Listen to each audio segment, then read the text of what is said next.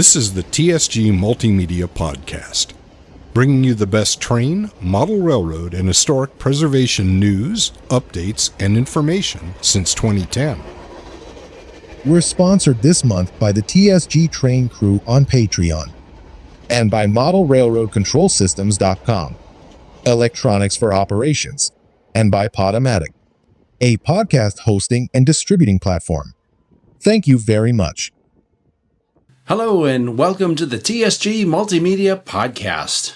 I'm your host, John, and September turned out to be quite busy for us here, with a convention that we produced for a virtual audience, a couple special events, and plenty of chasing trains. By the way, the list of names scrolling past on my left is our supporters on Patreon. I recognize them this way on every podcast. If you enjoy the programs on this channel, you can get your name added to this list by going to patreon.com/TSG Multimedia and signing up to help us produce the content you love. If you can't afford to pitch in, there's a way to help for free. Just comment on and share your favorite videos from this channel as far and wide as you can. That also helps. We also have sponsors, and I have included links to their websites in the written description of this program. Supporting them helps them support us. Thanks to everyone who helps create the content for this channel. Hello, we're here in Old Town, Sacramento. We're here for the Western Pacific and Denver Rio Grande convention that's happening this weekend. This is actually Wednesday, and the convention's happening at the California State Railroad Museum, which is very close to here. These are the tracks that the museum runs excursions on. But we're here for that convention. It's happening Thursday, Friday, and Saturday. So I'll have updates throughout. And, welcome to Sacramento, I guess.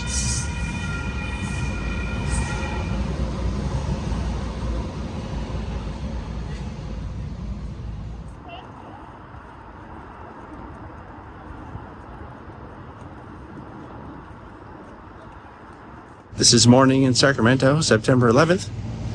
We're just going to grab some food this morning, and then we have to get to the museum and get the AV stuff set up for the virtual convention.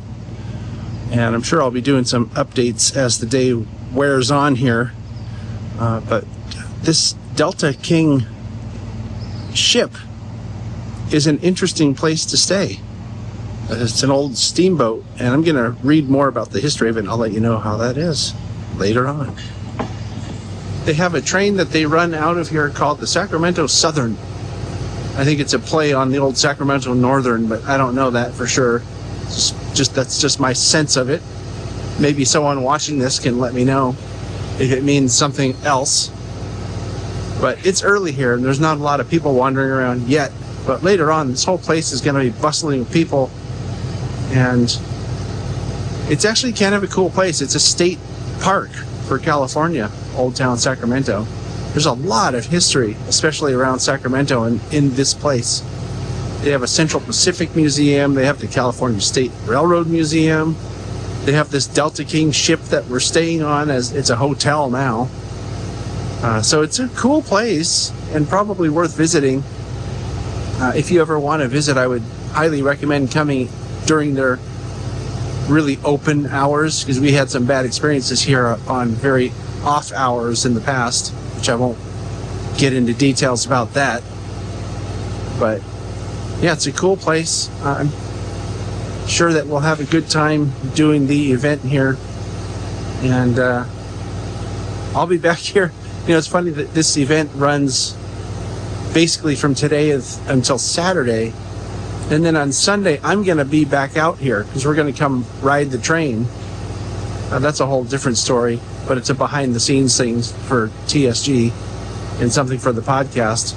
We're going to be doing a Chasing Trains video Sunday. So anyway, that's it for now. And like I said before, I'm sure I'll be back with more updates as the day rolls forward. We have a special guest for the podcast today. They have lots of displays up all around the place, and this one's pointing out that this is where the Central Pacific started their journey on the Transcontinental Railroad. And they had a big celebration here as well when they met in the middle. And it's fun because you can see something very much like the Delta King paddle boat that we're staying on right here. And then the tracks that go along the river, and the river's right here. And we could go see a view very similar to that. And hopefully John will drop a picture. So this is our setup today. We have 2 cameras that are basically stationary.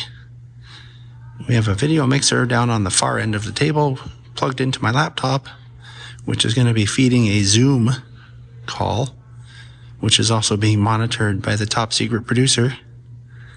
And then this is something different. I've never done this before. I'm using a hardwired microphone for the audio. So, and then of course there's a splitter that's splitting the presenter's computer and then feeding the mixer. So again, this is kind of as far as regular people that don't do video stuff go, it's kind of complicated.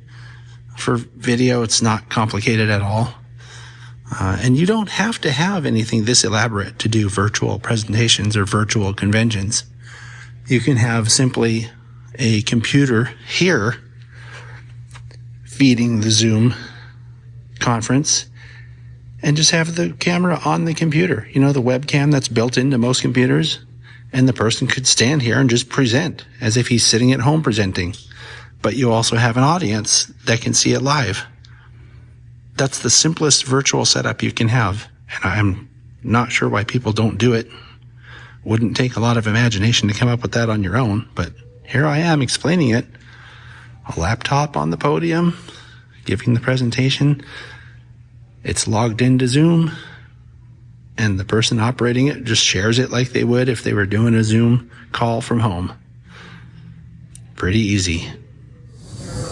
I just wanted to visit an old friend over here. This is the Southern Pacific Cab Forward. It's the only one left in existence that I'm aware of anywhere in the world. And they have it here at the California State Railroad Museum.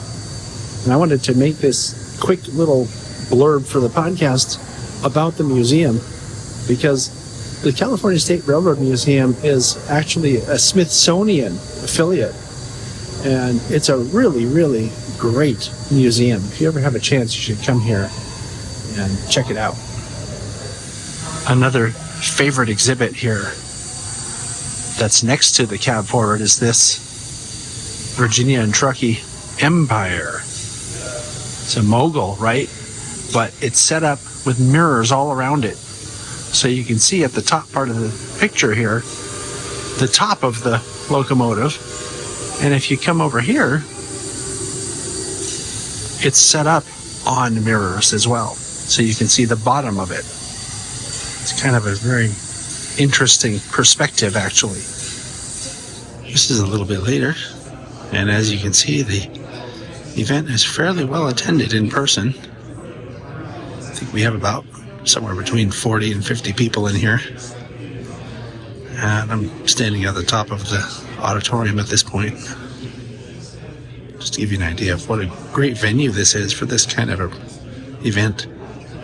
Okay, this is the last update for the day. We've finished day 1. It went really well, and looking forward to day 2 tomorrow. Great venue, though. Hi, so this is the next morning, or the next day, whatever. We're just standing at the end of the ship here, the Delta King. And this is officially day 2 of the convention, day 3 of us being here, I guess. Doesn't feel like it. But anyway, we have a full day today. The clinics start early this morning, early, at 9. And then they go through the entire day. Yesterday was kind of like a half day. I think the clinic started around 1 or something like that. So this is the first long day, and then tomorrow's going to be like today, and we're done. But yesterday went fairly well. I think I mentioned it on the video. Everything went according to plan, and I was reviewing the recording this morning, and it looks and sounds really good. So I'm very happy with the results. It's almost like we've done this a few times. Anyway, I'll be on with updates throughout the day, just like yesterday. We just had a really, really cool presentation that was about the restoration of GP35, number 3502, which is out at Ogden in Utah. That was a Western Pacific locomotive. And you might remember a couple of years ago, I was in Salt Lake City, and Alvin and I went to the UTA shops. That's the Utah Transit Authority. That's where all the work was done. And I think I did a short blurb on that GP35 when I was there. And it, of course, was finished last year and moved to Ogden. But it was nice to see Derek Clark again. He was the one that gave us a tour of the UTA shops when I was out there a couple of years ago. And his brother Kerry was here too. And they went through the whole process of the restoration. It was just a really, really cool presentation. I may ask them to come on to Talking Trains to do the presentation because it was that good. So anyway, that's your first update for today. I got to get back to work. Look, there's somebody here with a TSG train crew shirt. Oh, it's Dave. Dave, you're wearing your TSG train crew shirt. Proudly, I might say. Proudly wearing the shirt. Wow. I'm sitting at my AV station here, and we just had a really good presentation from Dave Stanley. I was haranguing him before, as you saw, but boy, does he have a lot of really cool pictures from the 70s and 80s. So that's the next update for today. I've updated a lot today because I'm actually remembering to do it. But we're about to have another presentation, so I'm going to get back to work. Hi, it's me again, and this is our last day for this event here in Sacramento. And I've got to say that the weather up here has just been splendid. I mean, right now it's even a little bit cool. And for Sacramento this time of year, that's very unusual. But anyway, perfect weather. And the convention was actually pretty good so far. Can't pass judgment yet because there's still one more day on it. But I think that they did the right thing doing a virtual one because we've had, I think, something like 20 people on there who couldn't be here. And once again, it's about including people that can't be at your convention. So I think that's a great success story as far as I'm concerned. They probably could have had a lot more people had they publicized it a little bit more and a little better, but that's stuff to learn from. So anyway, we're going to eat some breakfast and then get over to the museum to complete this last day. This is an example of, who you're going to run into. I'm here with my buddy Jeff, who, if you ever see me wearing a Rio Grande shirt like this, I got it from this guy. Jeff is the current president of the Rio Grande Society, who's jointly putting on this convention. And I wanted to ask you, Jeff, what you think of the convention, since you're part of the planning and all that. Well, I'm pleased so far. It's gone good, and we're here and we're up and running, and it's the home stretch. Yeah, it's the home stretch now, and we haven't stumbled and fallen yet. So we just have one more turn to do, and we'll see the checkered flag. So I already see it. Yep. It's right. It's in the distance. Yep. Yeah. So fingers crossed that everything goes without a glitch today, and we'll put another one in the books and call it good. Hi, so this is the other room that they have for this convention. I forgot what they call. Do you remember what they call this, Jim? It's the meet and greet room where you sign in. Right, there's registration, and they're selling a bunch of books and models. A lot of model displays, a lot of memorabilia for sale, books, you name it, they got it. And people watching right now, except for you, because you're watching right now, probably wondering, well, who's this guy standing next to John here? Well, this is Jim Diaz. Anytime I'm in Newark, looking at Jack Burgess's layout, not any time, but most of the time, I think, we should be looking at another layout too. That's because Jim lives about 2 blocks away from Jack, and his layout needs to be seen as well.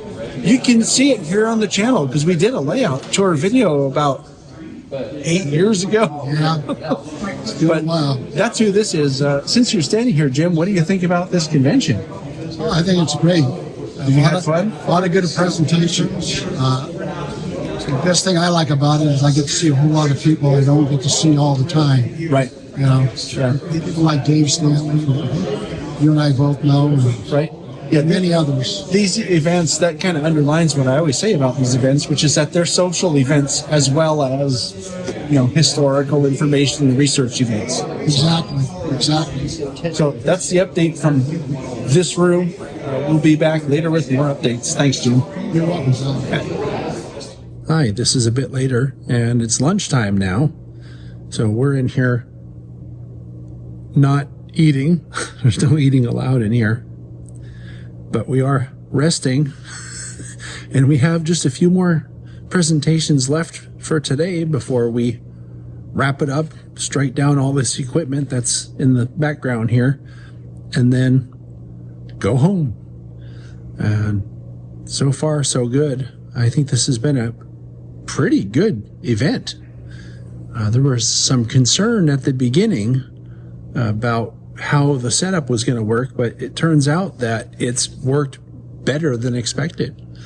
The audio for this virtual event, I think, might be better than the audio we've had from any virtual event, because I'm using the microphones that I usually use for layout videos.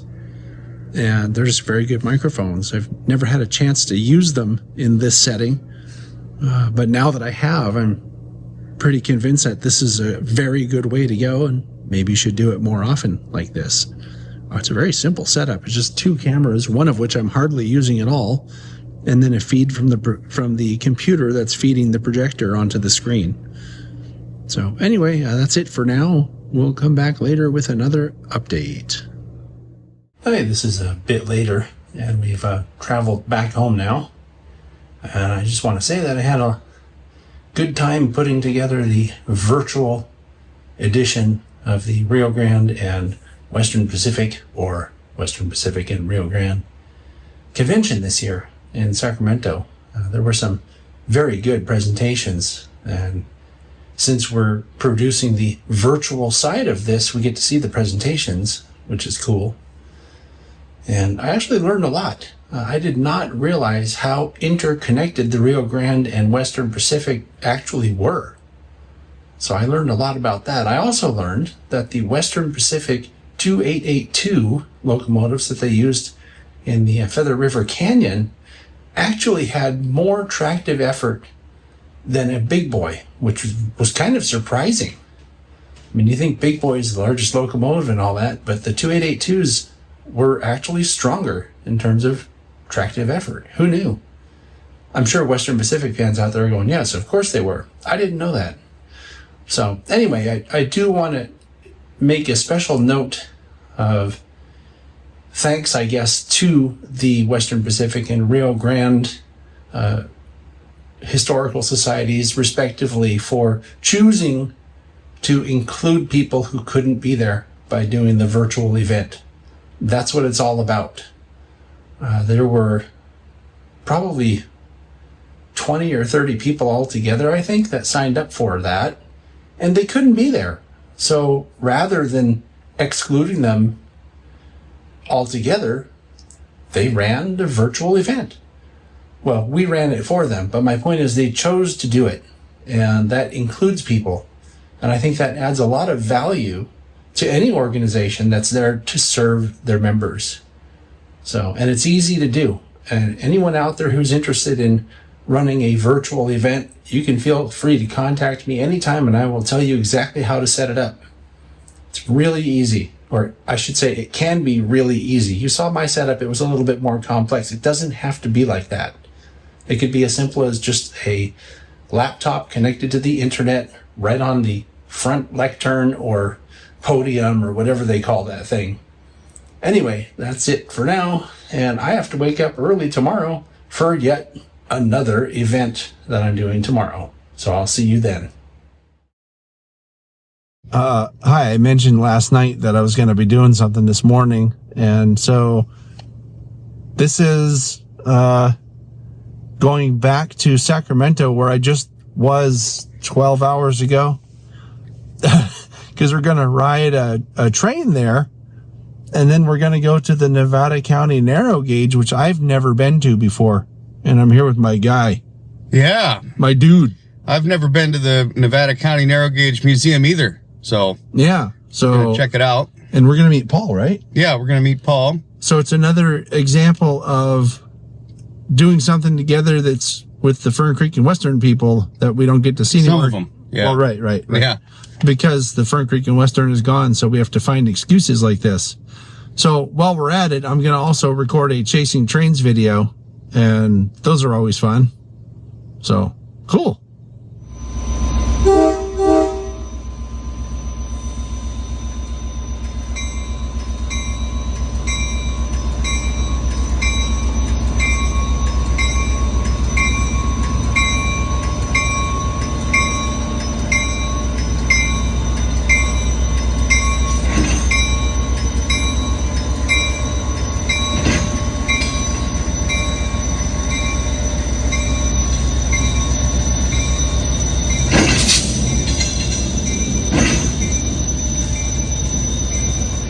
Well, we've made it to Old Town.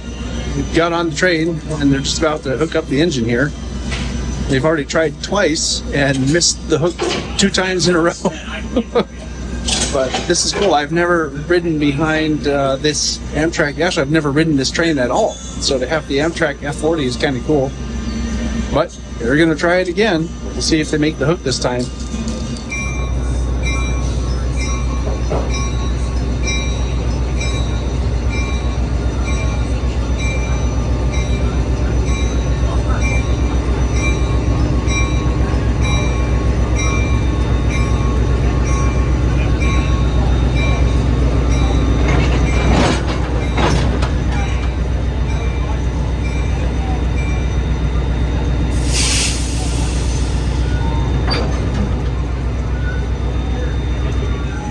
Well, this should look familiar.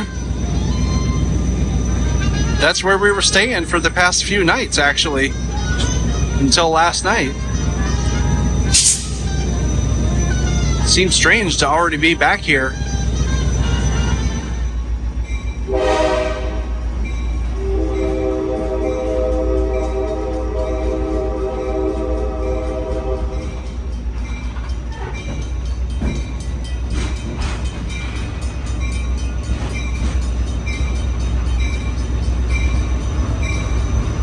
So we just finished riding the train, and we're going to go pick up Gary, actually. And then we're going to go up to the narrow gauge. We're probably going to have to find some lunch between now and then, but that's the plan anyway. And I think Gary told me that he's never been to that narrow gauge place either. So that should be interesting. In any case, it's also a Chasing Trains episode, and it'll be nice to have Gary on a Chasing Trains episode again, because he hasn't been on for a while. So that's next up on the list here.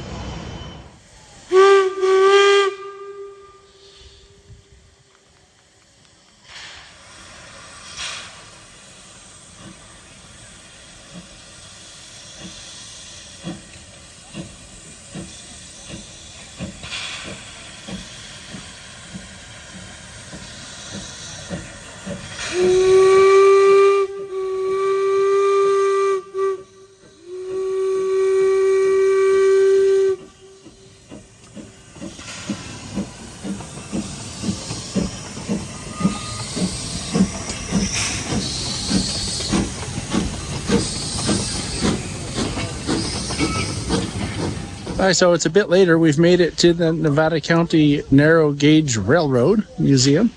And you might remember when I was in Carson City a few years ago, this little porter was there, and I interviewed a guy right on the engine.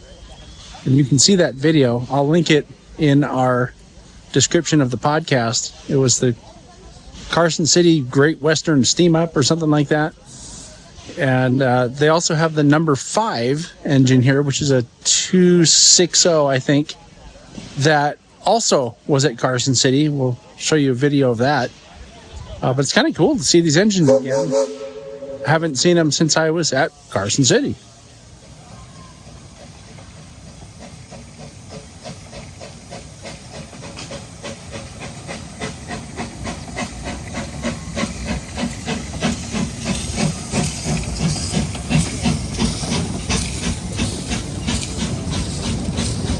So this is a little bit later, and we've just finished at the Nevada County Narrow Gauge. That was an interesting place. I had never been here before, and I could see coming back sometime. They don't have a whole lot of track here, but they do have interesting equipment. And steep grades. Yeah, steep grades, lots of interesting equipment. Since you're on here, Kevin, this is a podcast, but what did you think about this first time ever? I enjoyed it. For being kind of a last minute decision to come here, I thought it was really cool. Worked out well, huh? Yeah. Mm-hmm. Yeah. What did you think, Gary, since you're on the podcast now? Yeah, this was really nice. Yeah? Did you learn anything? Did you learn anything? Before I croaked. No, I didn't learn anything. What did you think about it? Yeah, I thought it was really cool, and I like how they have a bunch of steep grades, and it was neat to hear those rod engines working up those big grades. And yeah, the mishap at the end was unfortunate, but it was entertaining. This is a little bit later, and we're in Colfax now at Colfax Railroad Days, and there's this whole setup here that's a kind of a UP thing, where they had us talk to someone about railroad safety, and then we had someone talk to us about snow fighting, and this table here is about firefighting, and then we're going to go talk to someone over here about maintenance of way. See, they have their MOW truck here, and then after that we get to go look at the equipment more close up. They have the Western Pacific Heritage Unit here, 1983. Go. Hold me up. Okay, here we go. No problem. Pass it out. Do I need this?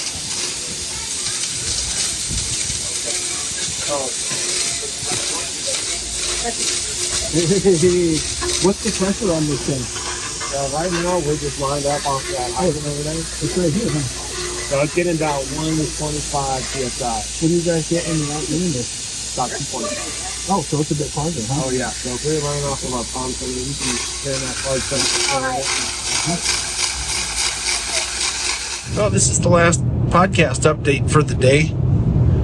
We picked up Gary as expected. We went to the Nevada County Narrow Gauge, as you saw, and then to Colfax for the railroad days, which I'd never been to. No, It looked like a pretty cool event, though, even though we were there only for the last hour and a half, maybe, of the event, the weekend. But that's it for now. Really, really busy past 4 or 5 days, to and from Sacramento a couple times. And that's it for this update. I'll be back when I have something to talk about, probably on Wednesday, because we're doing a Talking Trains show this Wednesday. So we'll see you then. Hi, we did something today that I thought was very interesting. We had the Talking Trains show, and for the stream today, we talked with Mike Jarrell and Mike Osborne. And in case you don't remember, these two guys are the ones who did the hand signals for Railroaders video that came out, I don't know, sometime recently within the past 2 or 3 weeks. And these guys are both former prototype railroaders that are retired now. And they just talked about all kinds of very, I thought, interesting things about prototype railroading. I had a really fun time learning all kinds of stuff, Murph. What did you think? Like, what was your takeaway, if you had one, from the show today? I enjoyed being able to ask them about not just the mechanical things of the railroad, but actually, how it felt to be in an engine, what the restraints were in there. A lot of the people from the audience were asking those sorts of things. That, to me, is the thing that you can't get from just reading a book. It's how does it feel? What was it like being there, and what were the conditions like? That was pretty cool. What's it really like to drive an engine, rather than what are the mechanical details of driving an engine? All that sort of stuff was great. One of the interesting things that I learned recently is that trains operating in inclement weather, such as super heavy fog, right? Thick fog, they don't change their operations, which I thought was kind of interesting, because it seems to me like you'd have to be able to slow down when you see a signal, for example, but then I thought about it and asked the question, and they verified that, signals are by block. And if you need to slow down, you're not going to come up to a red signal. They don't work that way. You'll come up to a yellow or a flashing yellow or some other signal before a full stop signal. So it made sense to me in that context. So that was interesting. Right. Yeah, and the thing is, too, they do have a schedule, and the schedule doesn't adjust for inclement weather. They do obviously have to be careful, but they know the rails, they know where they go. And so they're tied to their schedule. Yeah, they only go where the railroad takes them. And there's no such thing as slamming on the brakes to avoid something because the fog was too heavy. Fact is, if it's foggy or not, you'd still hit whatever you were going to hit because trains can't stop on a dime. So, yeah. But anyway, so that was a really interesting, I think, couple of hours. And, if you missed us live, it's definitely worth checking out on the replay. Yep. Welcome to Jamestown, California. I am in Railtown 1897 State Park in a room that shows all the films and television programs on a timeline here that the equipment here, I think specifically number 3, has been in. And there's all kinds of cool little artifacts in here, including a bunch of different smokestacks that they've used on the 3 when they dress it up for the various shows that they've used it in over the years. So anyway, we're here this weekend because the THRA, that's the Tuolumne Historical Railroad Association, is having their first ever steam excursion. We talked about this on the Talking Trains show in August, or was it September? No, we talked about it in September. So anyway, we're here to cover that event, and then there's something else that's supposed to be happening tomorrow that's still up in the air, which I'll tell you about when I know how that's going to go. So we're just here early. We're going to do some planning for the shoot later and how to cover the event that they're having. And should be good, actually. It's just another one of those things that I'm doing this month. So the last time I was up here in the foothills for an event was when we did the Sierra Seminar and West Side reunion earlier this year, and it was a perfect spring day that day. And today is a perfect fall day. I'm sitting here in Jamestown in a park. I think it's the only park in Jamestown. And the only disturbing noise or anything is the traffic that drives down the main drag here. But this is perfect. I mean, it's like, 70 something degrees. It's just very relaxing. Hi, so this is a bit later, and we had lunch with some people, figured out some of the logistical stuff we needed to figure out for this evening's shoot and how to cover the event. I'm feeling pretty good about that. I'm in the engine house now here at Railtown, and I'm going to catch some B-roll for the video of them getting the engine ready. This is a little bit later, and things seem to be getting set up out here. We have the Black Irish Band behind the camera getting ready for their performance. And I mentioned on the Talking Trains show, that's the really well-known group that played out at Promontory for the 150th anniversary of the Golden Spike ceremony. I remember seeing them out there. Also, we have tables here that are all set up with the THRA swag, like the shirt that I'm wearing. They have those here. And lots of cool stuff, mugs. They have just all kinds of interesting swag. One of my favorites are these little wooden things. These are the ornaments I was just talking about, and John's here setting them out. What are these things, John? It's a special event for the 175th anniversary of Tuolumne County being a county. And some of the other organizations wanted to do something, so I said, what the heck? Well, I'll do them for Railtown. We think it's going to be a big hit for Polar Express, too. A little after 5 o'clock now, and people are starting to arrive. The band is here. They're starting to make their sounds, and the engine's going to be pulling out of the roundhouse here pretty soon. So I'm on my way back down to the roundhouse to catch the engine pulling out onto the turntable. But things are going according to plan.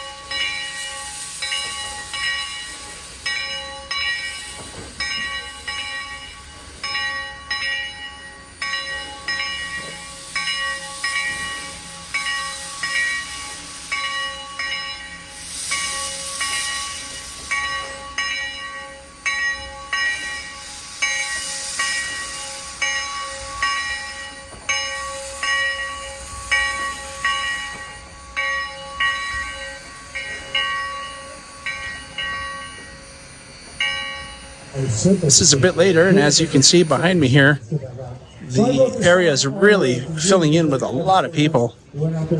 And it's kind of neat because a lot of the people that are here, well, let's just say several of them, are TSG train crew members, which I think is really cool. It's a chance to see people that support the channel and thank them in person. So if you didn't get thanked in person and you were here, it means I didn't see you. And if I forgot to, then I'll thank you here. Thanks for all your support over the years. It's really appreciated.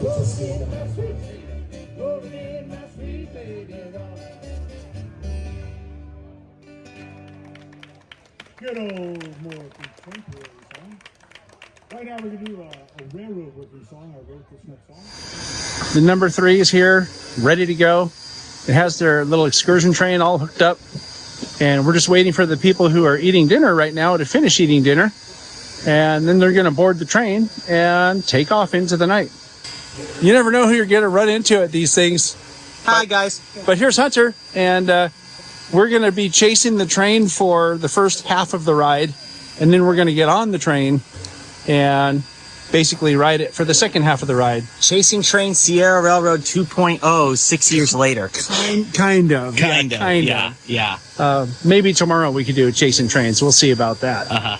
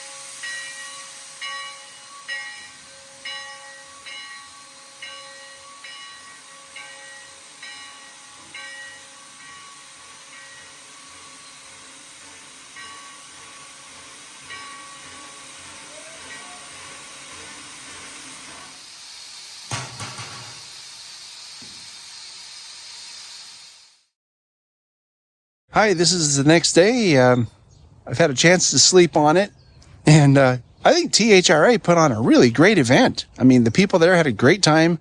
I think they had probably over 100 people for their first ever steam charter. I mean, that's pretty good. And the important thing is, it's preserving history and all that good stuff, which is, fits right in with what we do here on the channel. So anyway, so today is a different day, and we're actually going to go out and chase trains. And it's kind of a funny deal because the original Chasing Trains plan was going to be to drive all the way down to Sacramento and chase the Granite Rock number 10 with Kevin and Curtis and Paul. But we found out that they're running some really special equipment here in Jamestown at Railtown 1897. Some special equipment that may not run again, maybe even ever. So we were kind of up in the air on the Sacramento thing anyway, because we weren't sure Granite Rock was going to be running. And if Granite Rock hadn't run today, Kevin and Curtis and Paul probably would be here. But they're going to Sacramento, and we're going to stay here because of this special photo charter where they're running that equipment. So we're going to go chasing trains. So that's going to be a lot of fun. And the Chasing Trains is going to bring back a known character for that series, and it's going to add a new character that's only ever had kind of a cameo appearance. So we'll have some behind the scenes on that here in the podcast. But the real behind the scenes for that is going to be on Chasing Trains. And that's something you're going to have to wait for, sadly. Unless you're on Patreon. If you're on Patreon, you'll get to see that real soon, because I edit Chasing Trains videos pretty quickly in most cases. So go sign up for Patreon. Patreon.com/TSG Multimedia. It can only be $2 a month. You get all these great previews. And something I've started doing lately is I don't put that pesky watermark that you see on most of the videos on the channel. Patrons don't have to look at that. They still have to look at me, though, so sorry.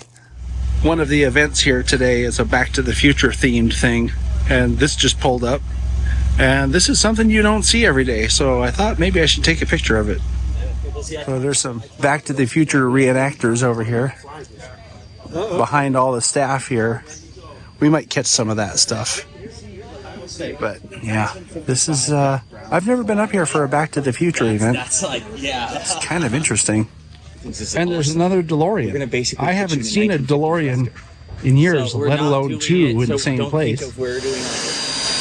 So I just came into the engine house here, and they're got the 3 ready to go. It's making all kinds of business-like noises and putting on a show just sitting here. This is why I think people need to see steam engines in person, because it's not the same as looking at one in a park when it's just sitting there cold. Pardon the wind noise, but I wanted to show one of the shots I'm getting here today for the Chasing Trains video. This is a rock fill just north of, or east, I don't know what the directions are here. I think it's north of the rock quarry, but there's this big fill, and I was told that this is where a trestle used to be. But this is a shot I've never gotten here at this railroad. So I've hiked up on the side of this hill, and I've actually seen someone else I know got this shot once before, and I liked it. So we came out here, and I'm not disappointed at all.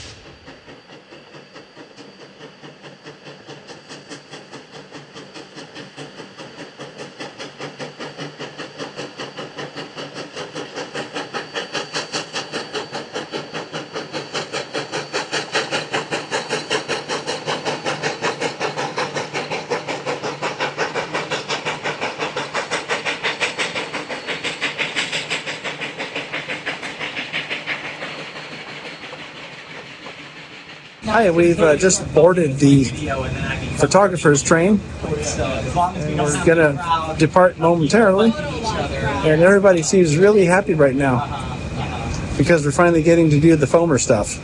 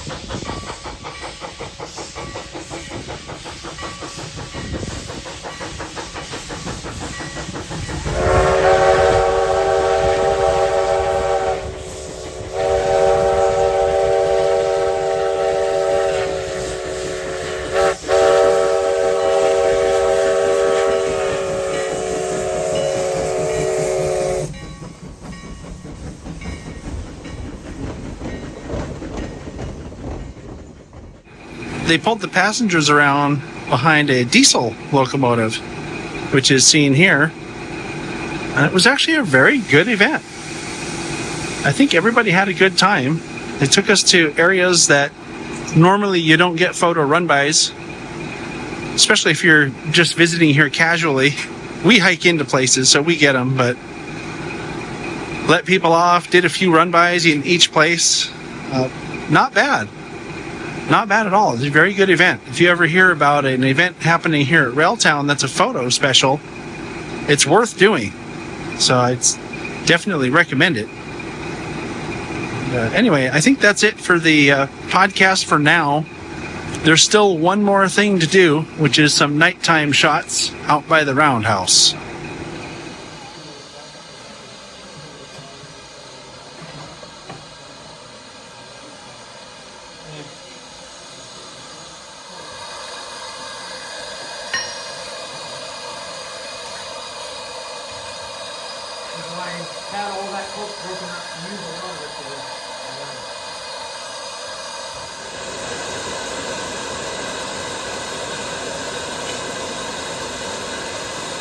Hi, so this is the next evening, and I've had some time to digest the events of the past 48 or 72 hours.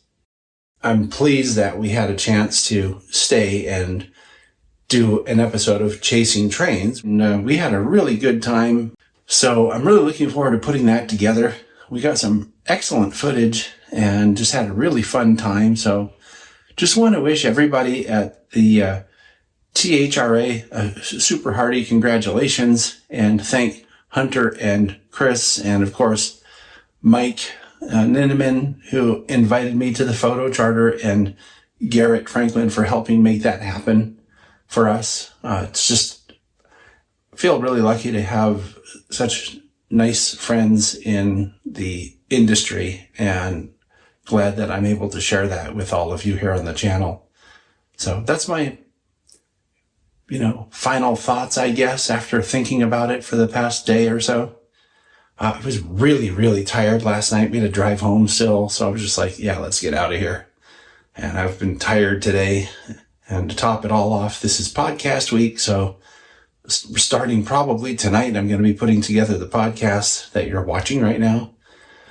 And just the work just keeps coming. It's hard to believe it's already just, October almost. I think this is September 29th as I'm recording this.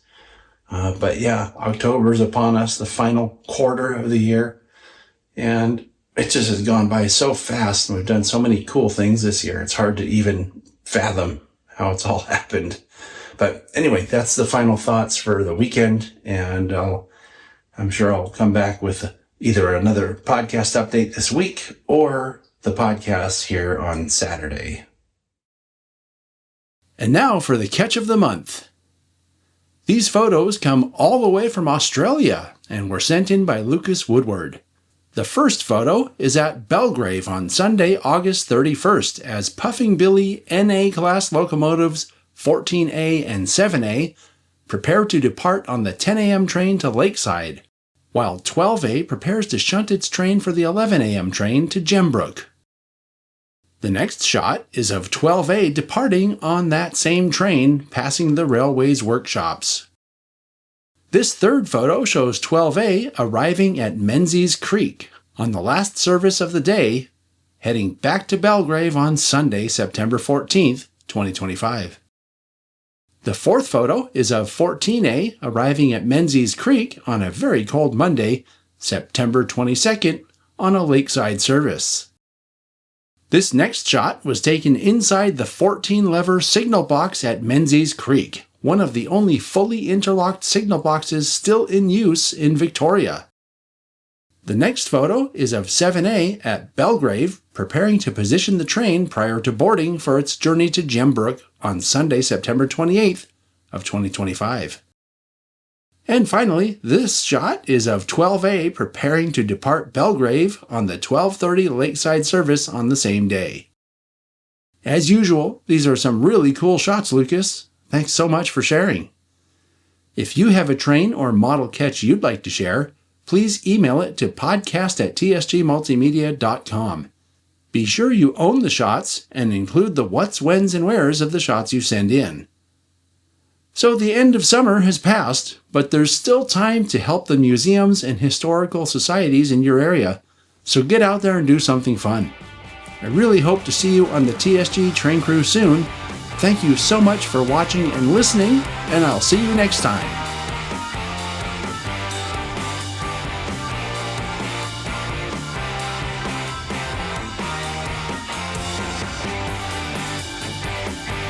If you enjoyed this program, please join the TSG Train Crew on Patreon.